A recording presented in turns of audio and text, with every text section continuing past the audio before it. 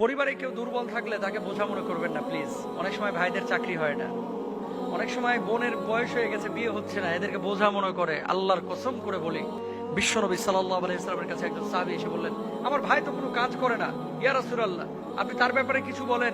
আল্লাহর নবী বললেন, তোকে আল্লাহ তাআলা রিজিক দেয় তোর এই দুর্বল ভাইয়ের কারণে। সুবহানাল্লাহ। সুতরাং বাপ মা বুড়া হতে পারে, ভাই বন্ধু, তারপরে বোন মানে কোনো কাজ কাম না পেতে পারে, তাদেরকে বোঝা মনে করেন না। আল্লাহ তাআলা তাদেরকে উদ্দেশ্য করে আপনাদেরকে রিজিক দেয়, এটা কখনোই বোঝা মনে করবেন না। মনে রাখবেন, আজকে যে ভাইটাকে আমি দুবাই এক ভাইকে চিনি, যেই মেজো ভাই তারা দেখতেই পারতো না, আজকে দুবাইয়ে 400 কর্মী তার কোম্পানিতে, আমার নিজের ফ্রেন্ড, আর সেই ভাই তার কাছে এখন কাজ করে, দেখতেই পারে না।